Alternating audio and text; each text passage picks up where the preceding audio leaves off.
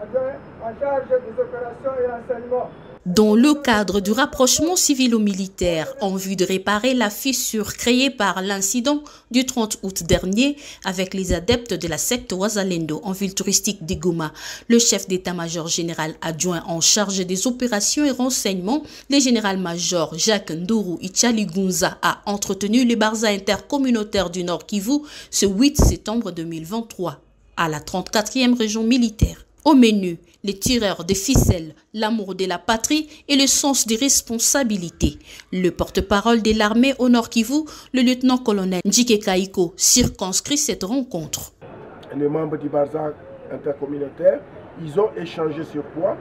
Écoutez, c'est dans une approche vraiment globale que l'autorité a tenu à faire comprendre aux membres du Barza intercommunautaire que derrière, n'est-ce pas, ces problèmes qui est survenu le 30 août, il y avait une opportunité, n'est-ce pas, de renforcer les relations civilo-militaires de manière à ce qu'ensemble nous puissions nous ranger derrière les forces armées de la République démocratique du Congo et finalement mettre hors du territoire national notre ennemi commun qui se trouve être l'armée rwandaise et se manipuler du M23.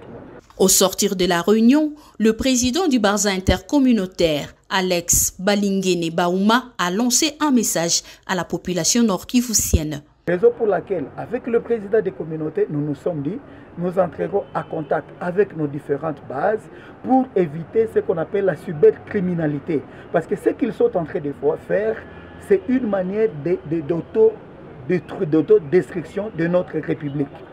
Vous devriez savoir que nulle part au monde, je prends l'exemple ici au Rwanda, jamais de publication dans ce sens. Ce n'est pas à dire que là, il n'y a pas de bévues.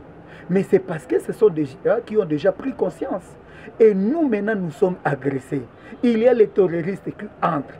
Au lieu d'accompagner notre armée, on ne fait que la diaboliser. Raison pour laquelle nous demandons à toute la population du Nord Kivu, à partir d'aujourd'hui, il faut commencer à parler à bien de notre armée. Lutter contre la cybercriminalité, la démobilisation et la démoralisation de l'armée, c'est entre autres engagements pris par le représentant de communautés nord-kivusiennes ce jour.